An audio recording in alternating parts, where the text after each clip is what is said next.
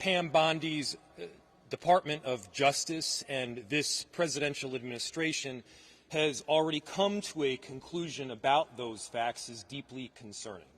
The facts that from the very beginning they're calling the victim a domestic terrorist, they're calling the actions of the agent involved as some form of defensive posture.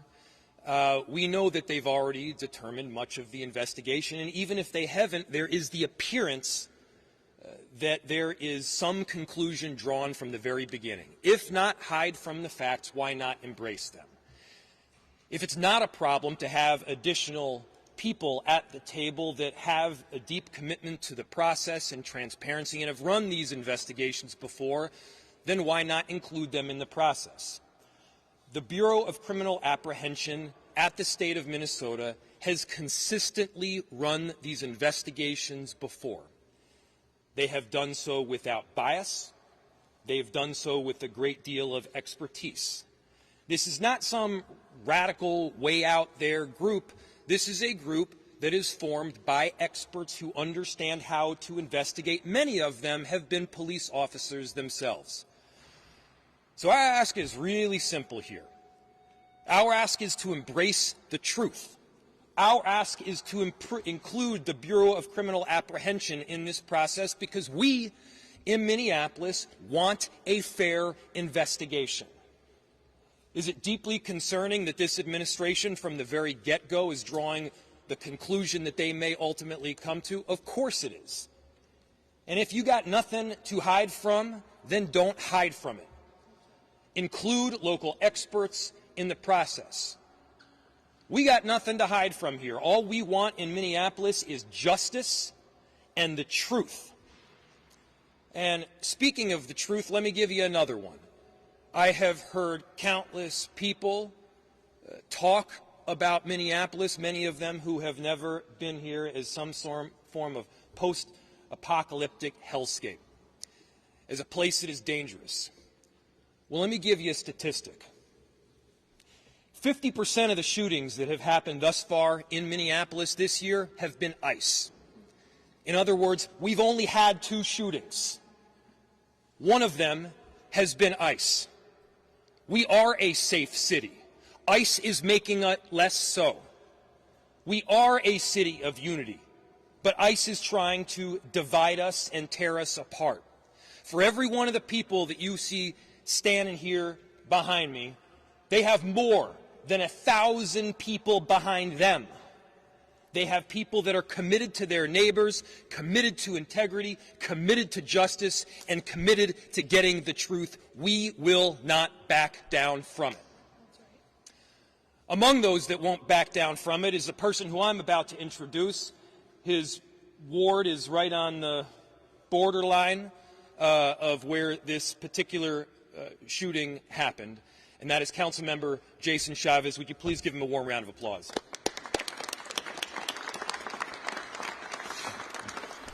Good morning. My name is Jason Chavez, and I have the privilege of representing Ward 9 on the Minneapolis City Council, where ICE murdered Renee Good.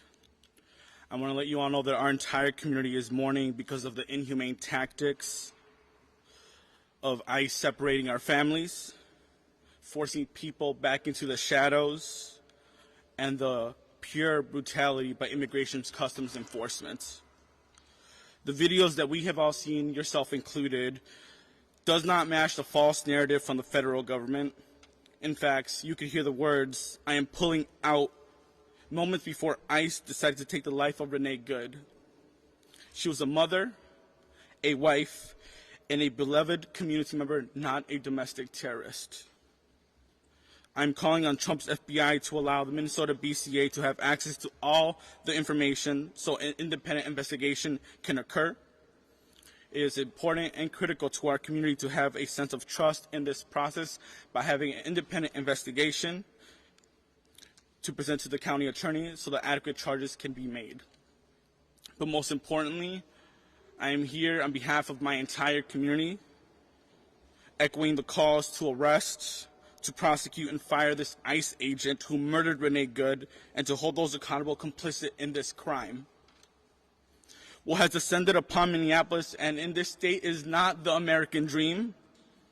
It is not what the American dream is about. Our immigrant neighbors are here to work. They're here to provide for their family and to achieve prosperity.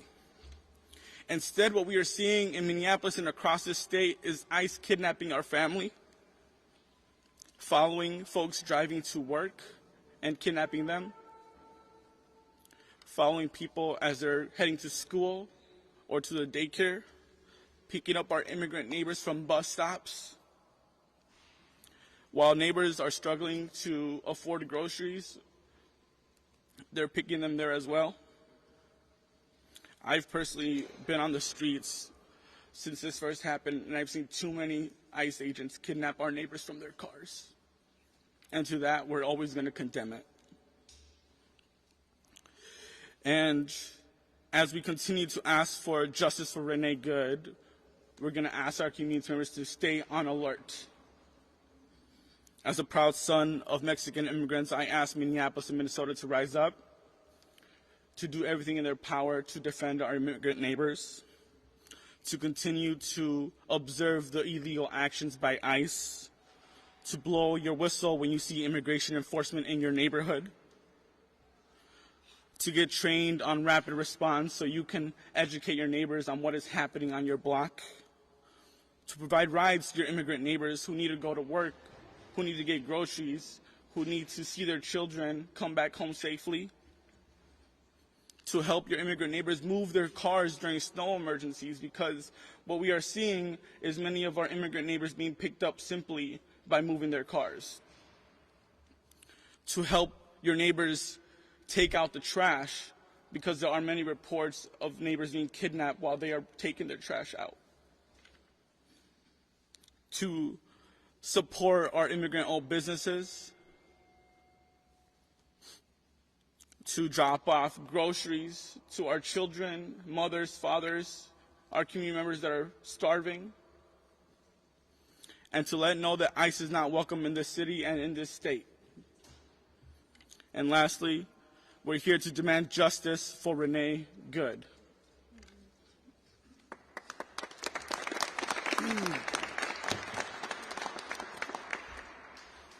My name is Aisha Gomez. I serve as the state representative for District 62A, the south side of Minneapolis, where our beloved community member was murdered this week.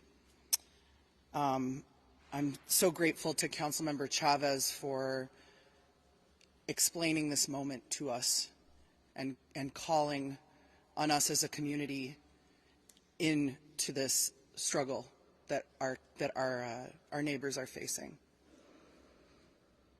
With respect to the investigation into this shooting, there's really only one question in front of us. Are we going to design a process that's legitimate or not? In 2020, the state legislature created the Force Investigations Unit after the murder of George Floyd, which happened right around the corner, 7 or 8 blocks away from where Renee Good was murdered. This unit was established after a long process of looking into what are the best practices when there is an officer-involved shooting. We learned a lot about this in 2020 in Minneapolis, unfortunately.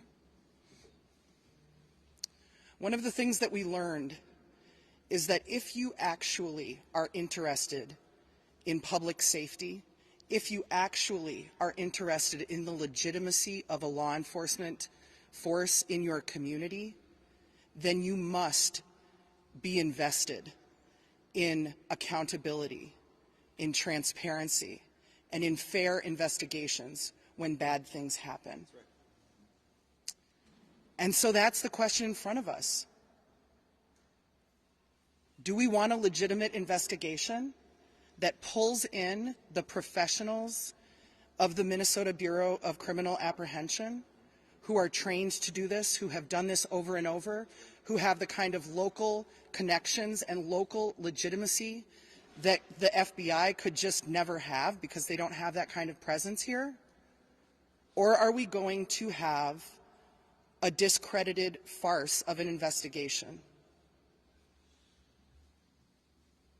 And so as a group of elected representatives who are deeply invested in the safety of our community, and thus in the legitimacy of these processes, we call on the FBI to share the evidence with the Force Investigations Unit at the BCA and have this be a legitimate and trusted investigation.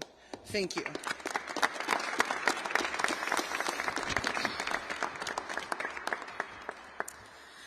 I'm Hennepin County Commissioner Irene Fernando, but you can call me Commish. I use she, her pronouns, and I'm a very, very proud child of immigrants. I'm the youngest woman to ever serve on the Hennepin County Board. I'm the first Filipino American elected in the state, and I'm Hennepin's first board chair of color in our 174-year history. My heart is grieving for Renee and her family. This is an unimaginable and preventable loss. I honor Renee's humanity and life, and I acknowledge the deep pain felt by her loved ones and neighbors. The taxpayer-funded actions and harm we are experiencing right now are inhumane, unlawful, and unconstitutional. United States due process means that justice is pursued through legal action, credible investigation, and courts, not through guns, murder, and violence on our streets. There's jarring footage that show ICE agents stage at elementary school bus stops and going door to door. Often agents are unwilling to provide a badge number, a warrant, or any legal documentation. This is a terrifying reality for Minnesotans since we are still grieving Speaker Hortman's assassination due to the impersonation of a police officer at her doorstep.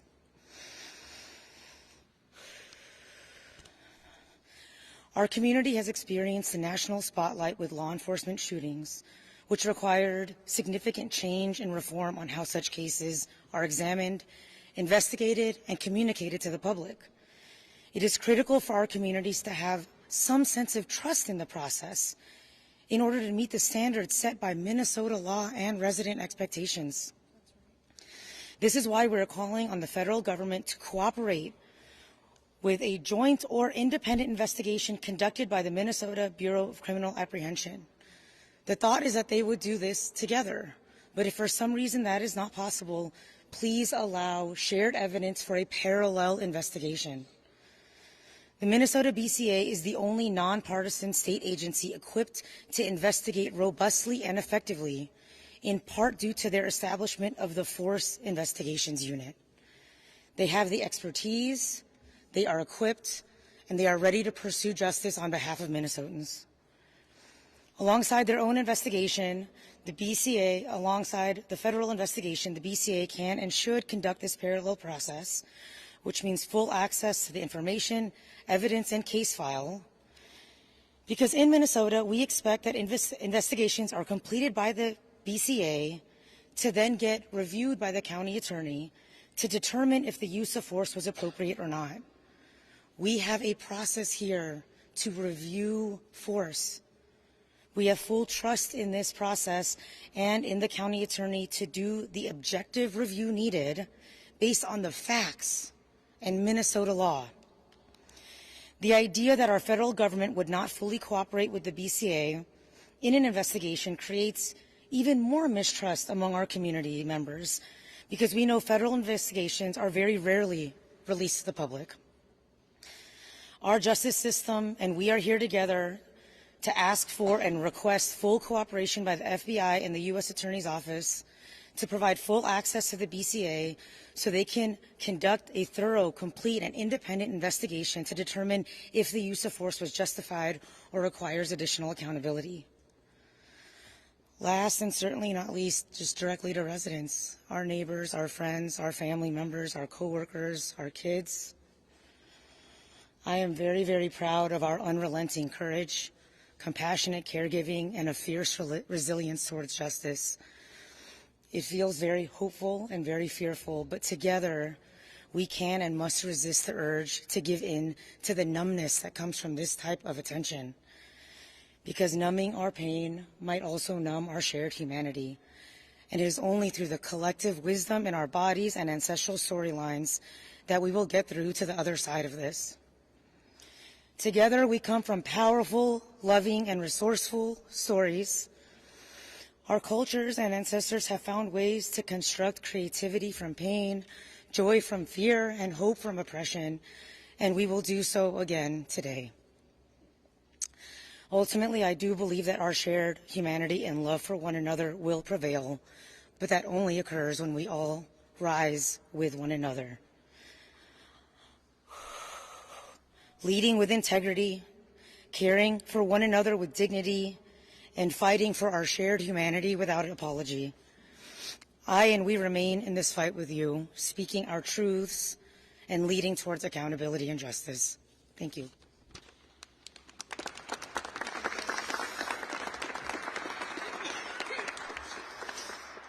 Good morning, everybody. I am State Senator Zaida Mohammed. I think I speak on all my colleagues, especially colleagues in the Senate, when I say we are here on behalf of Renee Nicole Good, a beloved wife, mom, daughter, and neighbor who was needlessly and brutally taken from us in Minneapolis streets on Wednesday morning. That night, thousands of us gathered at the site to grieve the loss and to mourn Renee and to rally for justice. Everything I have learned about Renee, about her humanity and compassion, tells me she would have been there with us, speaking truth to power and turning pain into poetry. This federal government has given us too many reasons to not trust them to do the right thing. Their thousands of agents were sent here under a false pretense in the minutes after an agent, and the minutes after an agent's shot, they refused to render aid. And their leaders have used every opportunity since this tragedy to lie about the facts, to lie about Renee, and to blame her for her own murder. There were many witnesses to Renee's murder, and the horrific videos we have seen make us all witnesses. This was a crime in broad daylight, and the attempt to cover it up is another. Renee is owed the same rights we promised to every American: due process, respect, and truth. We know what we saw, and everything short of a full and an honest investigation is an insult to her memory. Everything she stood for, and everything we stand for as Americans. At 10 o'clock today, we will honor the life and legacy of Renee Nicole Good with a moment of silence. Every moment before that and every moment after that, we will honor Renee by remembering our neighbor and calling for justice at the top of our lungs. And with that, we will take questions.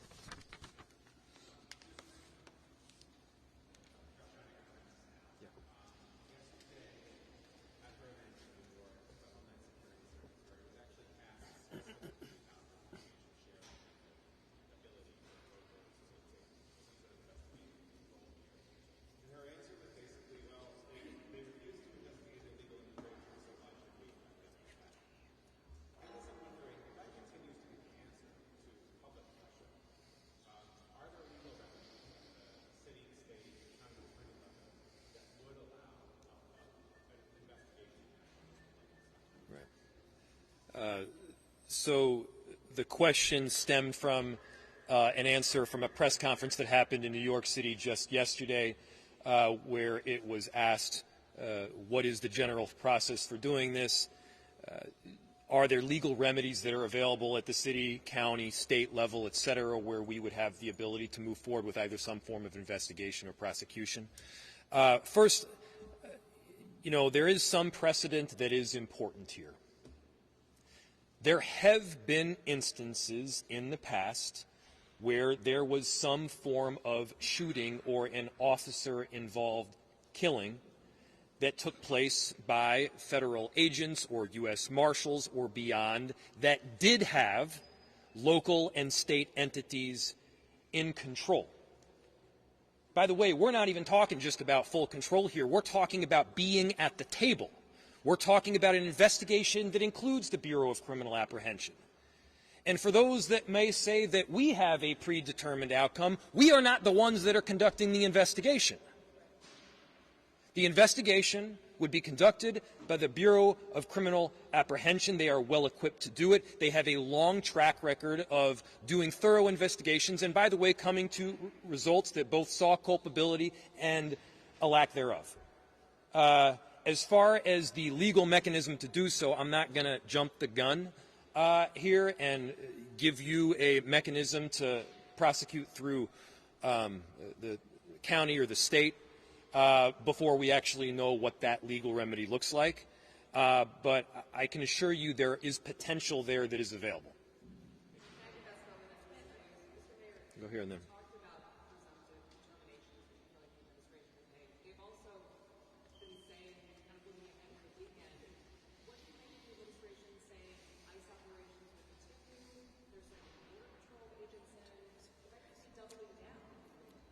Well, I think what this does ultimately is expose the truth. What did they say when they came in here? What has this administration stated as their reason for coming into cities around the country? The reason that they've stated, safety, driving down crime. Well, let our statistics speak for the trajectory. They are clearly driving crime up. Up until last night, we hadn't had any shootings in this city other than ICE. Our city is safe. Our city is welcoming. They are making it less so. And so it is a massive issue that they continue to exert their presence in Minneapolis and beyond. By the way, it's not just our city that is feeling the impact. I know that there are a number of legislators behind me that can speak to that. This administration has also said that they're very pro-business. That's also garbage. I don't have a specific statistic other than anecdotal evidence to point to, but they have had a massive and detrimental impact on a number of corridors throughout our city, including like 80% reductions in customer base along East Lake Street and many other corridors throughout the city.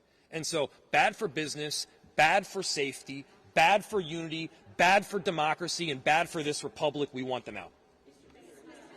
Let's go over here and then go over there.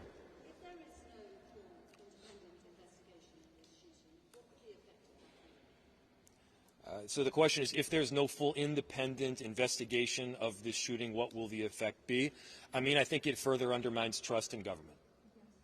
Now, the quickest way that you erode trust in government is to refuse to enforce and hold accountable people on laws that you pass. There are laws that are around this. There are standards that are around this. They should have no concern about having a full and transparent investigation here. See where that investigation leads. Look at the facts. Collect the evidence. And the fact that they are for some reason concerned about having other, by the way, police involved, other law enforcement involved through the BCA, that is wildly concerning. We're not asking to be at the table in this investigation here. We do think that people that have some willingness to see things clearly are.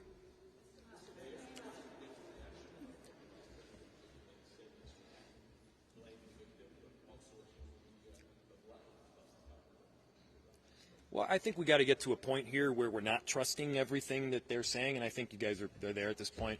I mean, I think he also asserted that because you work at the federal government that you somehow have absolute immunity from committing crimes.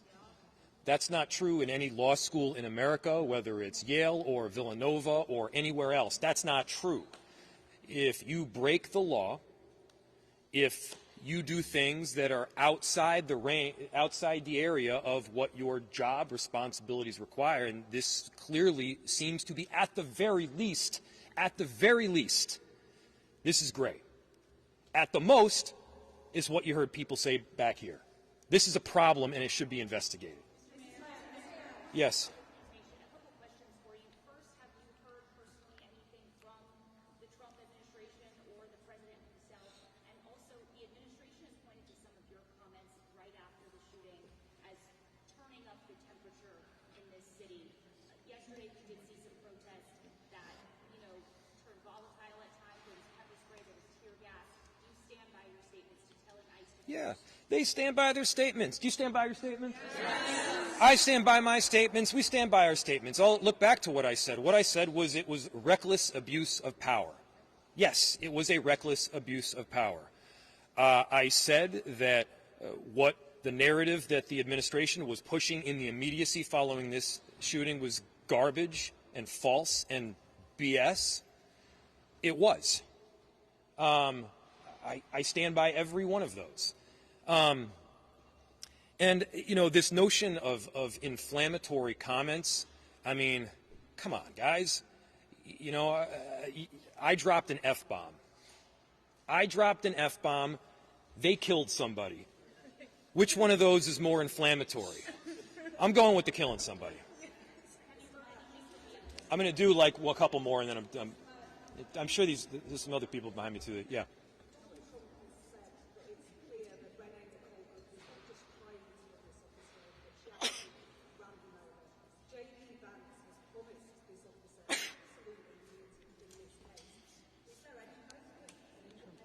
Yeah, that seems, the way you put it, it's pretty grim. What you just said, and I think, to repeat for everybody, Donald Trump said that Renee ran the ICE agent over. Don't take my word for it. Don't take their word for it. Watch the video from every single angle. I mean, the ICE agent walked away with a hip injury that he might as well have gotten from closing a refrigerator door with his hips. He was not injured. I've seen worse injuries from doing that. And so give me a break. No, he was not ran over. He walked out of there with a hop in his step. And so we just got to get to the point where we're at least operating from, hey, this is like, we're looking at it on the video screen, this is what we're seeing, can we all see that it wasn't run over? And then, J.D. Vance, this concept of absolute immunity is pretty bizarre. Very concerning. It's extremely concerning. That's why we're asking for the BCA to be part of the investigation. We have time for about 2 more questions. Does someone have a question for someone other than my boss?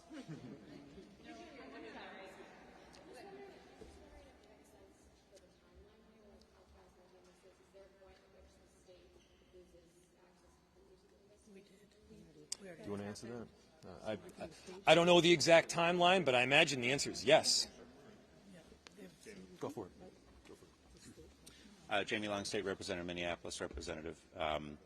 There have been instances in the past where the FBI has shared information weeks after or even months after. It would be much better if the Bureau of Criminal Apprehension were able to be involved right now. There is time-sensitive evidence. There are memory lapses that happen if you aren't able to interview witnesses right away. And so they were invited by the FBI to participate in the investigation jointly originally. And then for some reason they decided to walk away. We are asking for their full participation as the FBI intended originally. They were clearly told by somebody that they couldn't participate anymore. And when you have the President of the United States, the Vice President, the FBI Director of Homeland Security already coming to conclusions, and then they are told on the ground that they can no longer be involved with local investigators, that causes a lot of concern. And to us, time is important, but they should be involved in the investigation at any time that they're allowed to be.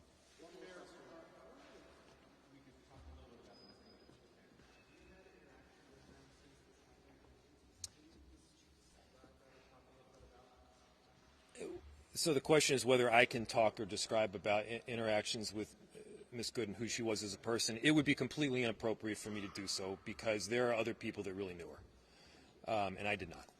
Thanks, everyone. Appreciate it. Thanks, everybody. Yeah. Okay, thank you. Nice job. Thank you. Hi, sorry. I didn't realize how far away you were. What